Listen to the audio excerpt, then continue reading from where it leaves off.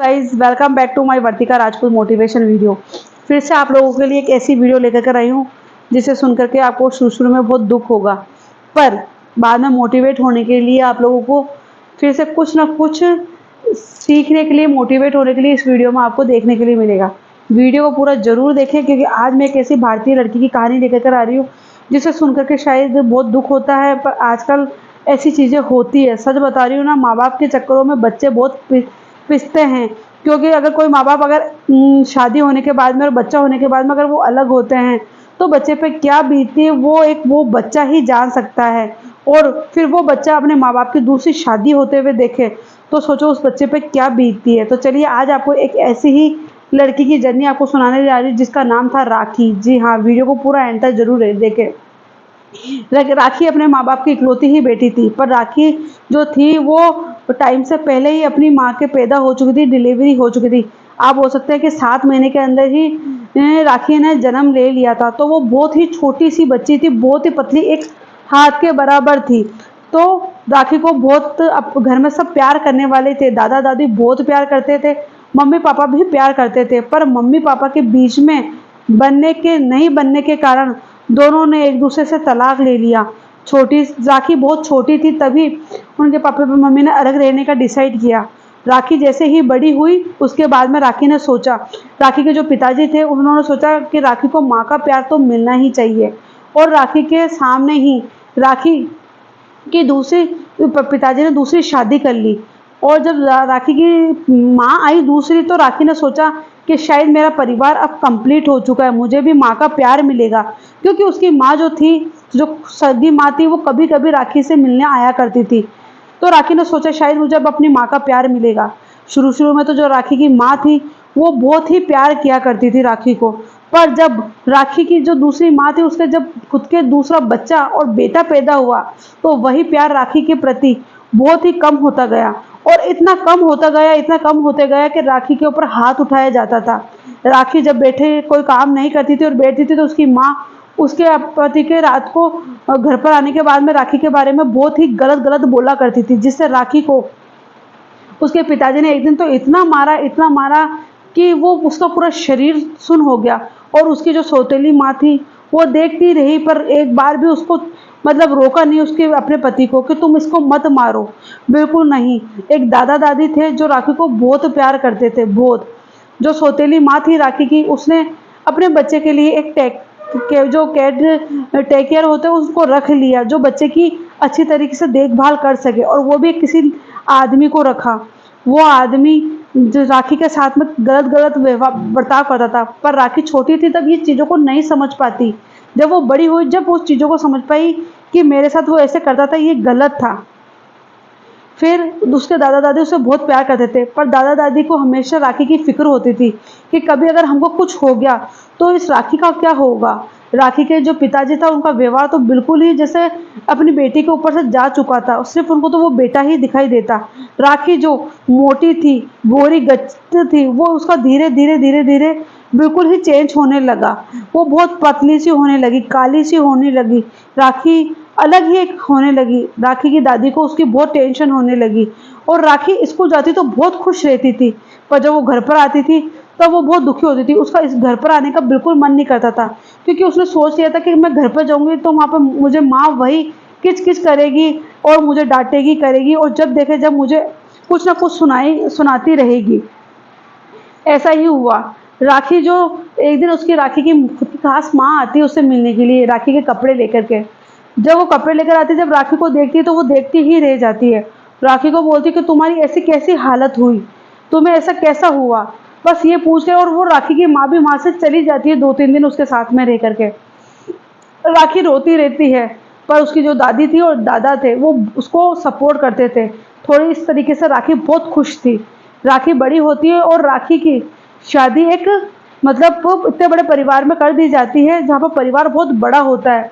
राखी भी शादी के लिए हाँ कर देती है कि मैं शादी के लिए हाँ कर देती हूँ, शायद वहाँ पे मुझे परिवार अच्छा मिले, मुझे पूरा प्यार मिलेगा वहाँ पे। और राखी की शादी कर दी जाती है। राखी की शादी जब हो जाती है तो राखी सोचती है कि शायद अब मुझे बहुत ज़्यादा खुशियाँ मिलेगी। पर राखी की शादी के बाद में ही राखी के जो दादा होते हैं वो उनकी डेथ हो जाती है। राखी के लिए एक सदमे के बराबर था। वो उस चीज़ से होती जाती है कि मेरे दादा को कुछ हो गया तो मेरी दादी को भी कुछ हो जाएगा तो मैं क्या करूँगी, मेरे तो आगे पीछे कोई भी नहीं है, माँ बाप ना के बराबर है। और इसी तरीके से राखी और राखी के हस्बैंड कहीं जा रहे थे तो उनका भी वहाँ पर कहीं एक्सीडेंट हो जाता है, जिससे राखी के पति का जो पैर वगैरह होता है वो फ्रैक्चर हो जाते हैं। अब क्या था, राखी भी इस चीज़ से डिप्रेस होती जाती है और वो धीरे धीरे किसी से बात करना बंद कर देती है। उसका पति का जो झुकाव होता है वो अपनी पत्नी की तरफ बिल्कुल कम हो जाता है। राखी को कुछ समझ में ही नहीं आ रहा था।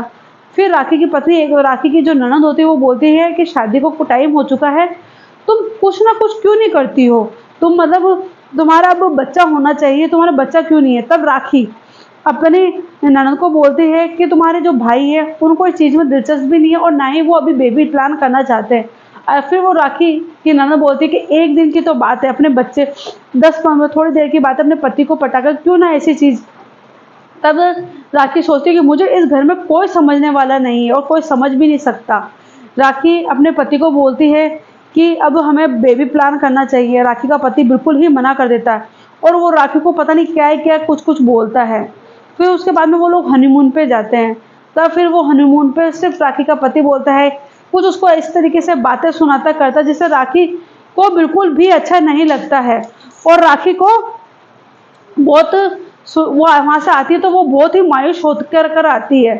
तब फिर वहाँ जब मायूस होकर के वहाँ से आती है, तब राखी ऐसे सोचती है कि मेरे पति का एकदम ही बर्ताव कैसे चेंज हुआ। और वो एंजाइटी का शिकार होती जाती डिप्रेशन का शिकार होती जाती है। वो अपने पति को बोलती है कि तुम मुझे किसी डॉक्टर के पास लेके जाओ जो मुझे मतलब बता सके कि मुझे क्या बीमारी है। उसका पति बोलता है क्या हमारे रिश्ते के लिए भी क्या किसी डॉक्टर की सलाह लेनी पड़ेगी। और वो राखी को बिल्कुल भी उसमें नहीं दिखाता है। और राखी दिन ब दिन इसका शिकार होते जाती है। जैसे पति ने और सास ससुर ने तो जैसे कोई राखी से नाता ही तोड़ लिया था। पैसों की कोई कमी नहीं थी, पर राखी एक डिप्रेशन का शिकार थी। और फिर राखी एक दिन इतनी मारपीट उसका पति करता है कि उसने सोच लिया था अब मुझे अपने पति के साथ में रहना ही नहीं है। वो अपने उसी दौरान उसकी दादी भी एक्सपायर हो जाती है कोई बीमारी के तहत, तो उसको बहुत दिक्कत होती है, वो और डिप्रेशन का शिकार होती है। और जब वो कोई घर का काम वगैरह नहीं करती है और वो एक कमरे में बंद होती है तो उसका पति बोलता है कि तू तो निठल्ली है, तू तो कोई काम की नहीं है। तब राखी ने सोचती है कि मुझे अपने पति के साथ तो नहीं रहना है। तब फिर वो अपने पापा को फ़ोन करती है कि पापा मुझे तलाक लेना, मैं इनके साथ नहीं रह सकती। उसके पिताजी ना हाँ बोलता है ना बोलता है, फ़ोन काट के रख देता है। तब राखी का तलाक हो जाता है।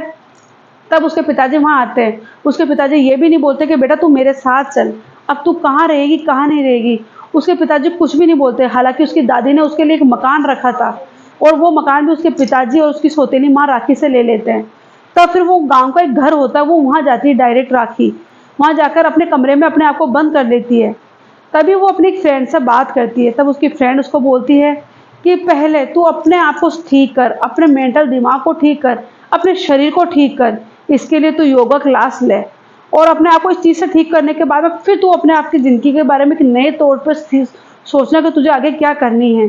जब जाकर के राखी एक वहाँ पर यूट्यूब पे देखती है और फिर वो ऑनलाइन क्लास लेने लगती है योगा। योगा में इतनी ताकत होती है कि वो इंसान के शरीर को क्या बड़ी से बड़ी बीमारी को भी ठीक कर देती है। राखी 1 या 2 साल तक योगा क्लास लेती है और वो अपने शरीर को इतना प्रिपेयर, इतना सही कर देती है, मेंटली दिमाग को भी ठीक कर देती है। राखी अपनी फ्रेंड का बहुत मतलब उसका सपोर्ट करती है कि तुमने मुझे अपना इतना सपोर्ट किया मेरी ज़िंदगी में, अगर शायद तुम मुझे ये चीज़ नहीं दिखाती तो मैं आगे कुछ नहीं कर पाती। मुश्किलें तो अभी भी राखी की ज़िंदगी में है ही है, पर राखी इस चीज़ से हारी नहीं। वो खुद एक योगा क्लास में ज्वाइन हुई और वो औरों को भी योगा सिखाने लगी।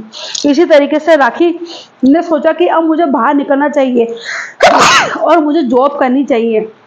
राखी ने वहाँ के ही किसी पास में जो एक होटल में होते हैं काउंटर पर बैठने लगी और वो वहाँ पे ही कुछ मतलब अब जॉब करने लगी। जॉब करते करते उसने योगा क्लास में भी, तो वो दोनों तरफ से कमा रही थी। उसको एक कॉन्फिडेंस लेवल मिला, कॉन्फिडेंस मिला और वो अपनी दादी को देख करके ये सोचती थी कि मेरी जो दादी थी सही में मेरे लिए कुछ ना कुछ तो रख के गई होगी। पर उसके जो पापा और मम्मी थे जो सौतेले थे, उन्होंने उसको मतलब हड़प लिया। ये भी नहीं सोचा कि मेरी बेटी अकेली है, मैं अपनी बेटी को दूँ या करूँ, बिल्कुल भी ऐसा नहीं सोचा। और राखी ने उस चीज़ को भी अपने माँ बाप के ऊपर जोर नहीं दिया कि मुझे चाहिए या नहीं चाहिए, बिल्कुल भी जोर नहीं दिया। और राखी बिल्कुल अपने गाँव के मकान में ही रहने लगी और वहीं काम करने लगी। करते-करते जब उसके पास कुछ पैसे आए, तो आप लोगों को यही बताना चाहती थी, जिस तरीके से उसने अपनी ज़िंदगी में हार नहीं मानी, उस तरीके से आप लोग भी अपनी ज़िंदगी में हार मत मानें। क्योंकि जो उनके साथ में हुआ, एक राखी के साथ में जो चीज़ ऐसी हुई, वो किसी के साथ में मतलब आजकल ये चीज़ें नॉर्मल है। हर किसी की लड़की के साथ में या हर किसी के साथ में ऐसी चीज़ें होती है। जब माँ-बाप अलग हो जाते हैं तो उसका प्रभाव बच्चों पे क्या पड़ता है वो तो आप लोग भी अच्छी तरीके से जानते हैं। पर माँ-बाप कभी इतने कठोर हो जाते हैं कि ऐसी सिचुएशन आने पर अगर अपनी वो बेटी की तरफ भी ना देखें कि मेरी बेटी के साथ में ऐसा क्या है, शादी के बाद में एक लड़की इतनी पराई हो जाती है कि उनके माँ बाप उनको उसको सपोर्ट ना कर सके। जब राखी का डिवोर्स हुआ तो उसके पिताजी ने एक बार भी उसे ये नहीं बोला कि बेटा तू कहाँ जाएगी, मेरे साथ चल, मेरे घर पर, अपने घर पे चल, तेरा एक दरवाज़ा बंद हुआ है तो क्या होता है, दूसरा दरवाज़ा तो खुला है। पर नहीं, उस बाप ने एक बार भी राखी को ये नहीं बोला और राखी को उसका मन वहीं मर चुका था कि जो मुझे सच्चा प्यार करने वाले थे वो मेरे दादा दादी थे और वो मेरे दादा दादी अब इस दुनिया में नहीं है। तो राखी को बहुत ही एक ऐसा सुनने के लिए मिला। तो मैं आप लोगों को बस यही बोलना चाह रही हूँ कि ज़िंदगी में कभी आप हताश ना हो और हाँ, हमेशा बस मोटिवेट होने का एक ना एक ज़रिया हमेशा देखते रहें कि ज़िंदगी में हमें किस तरीके से मोटिवेट होना है और कभी भी अपनी ज़िंदगी में हार ना माने। तो राखी अपनी ज़िंदगी में आगे बढ़ी और उसने एक अच्छी पहचान बनाई और वो खुद कमाती है। मुश्किलें तो आज भी है पर उसने कभी हार नहीं मानी। तो आप लोगों को मैं हर वीडियो में यही बोलती हूँ कि कभी ज़िंदगी में हार ना माने। तो वीडियो कैसी लगी? वीडियो अच्छी लगी तो वीडियो को लाइक, सब्सक्राइब, शेयर करें। फिर आप लोगों से मिलती हूँ नेक्स्ट वीडियो में। जब तक के लिए नमस्ते, जय हिंद।